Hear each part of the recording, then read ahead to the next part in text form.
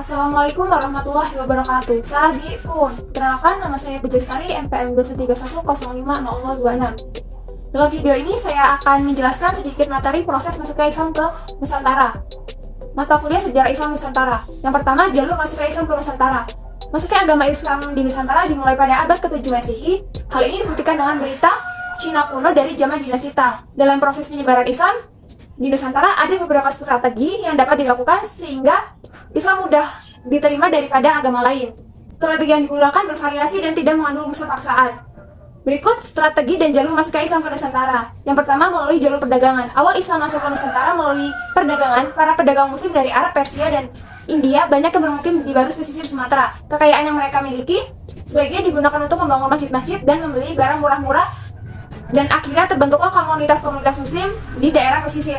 Nah, yang kedua, melalui jalur perkawinan. Melalui jalur perkawinan yaitu perkawinan antara pedagang muslim dan mubali dengan anak bangsawan Nusantara, berawal dari kecakapan ilmu pengetahuan dan pengobatan yang didapati dari tuntunan hadis Nabi Muhammad SAW.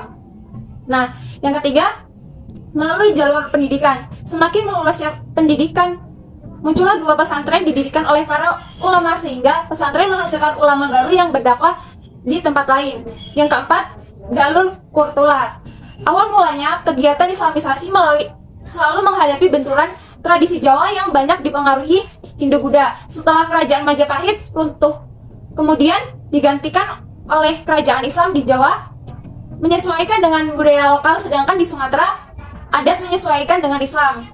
Yang kelima, jalur tasawuf. Tasawuf adalah ajaran yang berusaha mendekatkan umatnya kepada Allah Subhanahu wa Ta'ala, Sang Pencipta. Tasawuf sangat efektif dan mampu mengadaptasikan dan mempercepat penyebaran Islam dalam masyarakat. Yang keenam, jalur seni budaya. Melalui jalur kesenian adalah jalur yang paling sering kita kenal adalah kesenian wayang yang merupakan strategi dakwah dari Sunan Kalijaga. Selain itu, berkembang pula seperti sastra hikayat, seni bangunan, dan seni ukir. Yang ketujuh, jalur politik. Di daerah Sulawesi, kebanyakan rakyatnya memeluk Islam setelah rajanya memeluk Islam terlebih dahulu. Sedangkan di Pulau Sumatera, Jawa, dan lainnya, kerajaan-kerajaan Islam memerangi kerajaan lainnya yang mana kemenangannya banyak menarik penduduk untuk masuk ke Islam. Yang kedua, Islamisasi. Secara sederhana, Islamisasi dapat diartikan sebagai proses penyebaran dan pengembangan agama Islam. Dalam konteks Indonesia, Islamisasi dimulai sejak abad ke-14. Terdapat beberapa teori tentang Islamisasi, di antara lain adalah teori Gujarat, teori Arab, teori Persia, dan teori Cina. Islamisasi di Nusantara berlangsung selama 3 fase, yaitu singgahnya pedagang-pedagang Islam di pelabuhan Nusantara, munculnya komunitas-komunitas Islam di beberapa daerah Nusantara, kepulauan Nusantara, dan berdirinya kerajaan-kerajaan Islam. Ketiga, peran Wali Songo. Wali Songo atau Wali Sembilan memiliki peran penting dalam penyebaran agama Islam di Nusantara, khususnya di Pulau Jawa. 9 wali tersebut adalah Maulana Malik Ibrahim atau Sunan Gresik, Sunan Ampel, Sunan Giri, Sunan Bonang, Sunan Derajat, Sunan Kalijaga, Sunan Kudus, Sunan Muria, dan Sunan Gunung Jati. Peran-peran Wali Songo di bidang pendidikan. Di bidang pendidikan ditandai dengan adanya pesantren, yang mana pondok pesantren pertama didirikan oleh Syekh Maulana Malik Ibrahim yang disebut dengan Sunan Gresik. Budaya melalui peran akulturasi dan asimilasi dengan aspek sosial kemasyarakatan dengan menunjukkan ketentuan-ketentuan sifat dan juga alat-alat pertukaran alat kerajinan. Dan juga melalui bidang berbangsa dan bernegara, di mana Wali Songo berjuang dalam sektor politik. Selanjutnya, lahirnya kerajaan Islam di Nusantara. Menurut berbagai sumber sejarah, agama Islam masuk pertama kali sekitar abad ke-7 Masehi. Saat kerajaan-kerajaan Islam masuk ke tanah air pada abad ke-13, berbagai kerajaan Hindu-Buddha juga telah mengakhiri masa kejayaannya. Kerajaan-kerajaan Islam di Nusantara pada saat itu di antara lain, yang pertama, Samudra Pasai. Samudra Pasai berdiri pada tahun 1267.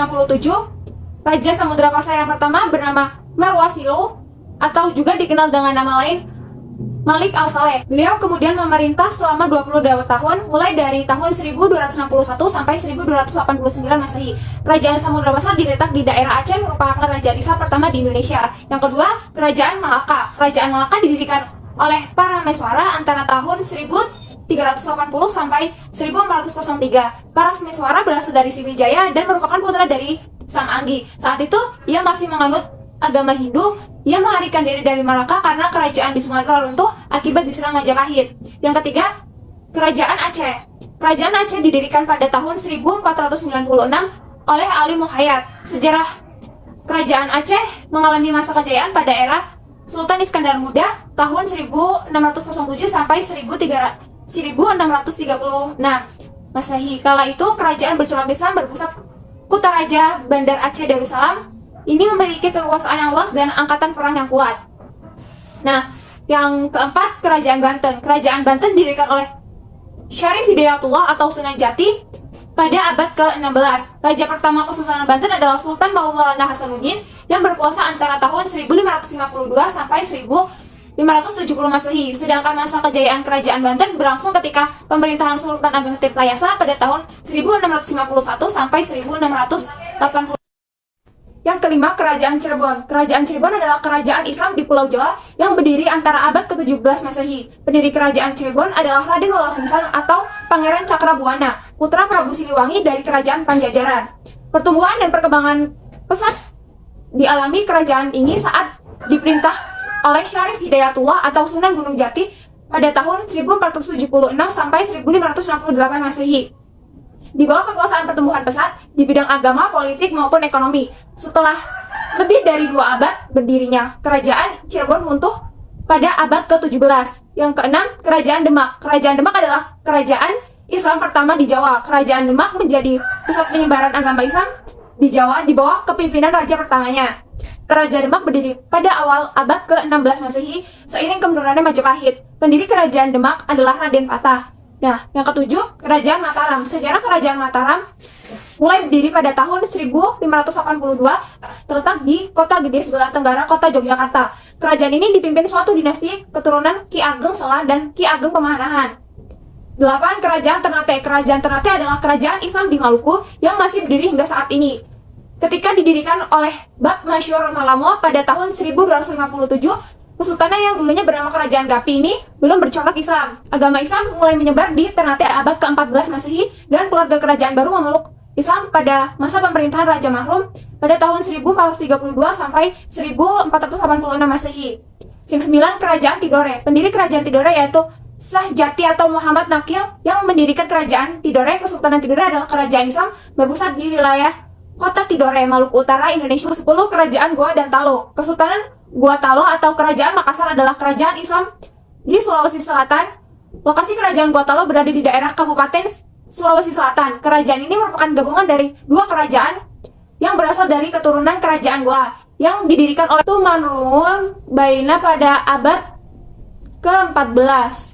Sekian penjelasan dari saya akhiri. Wallahu muwaffiq ila aqwamit thoriq. Wassalamualaikum warahmatullahi wabarakatuh.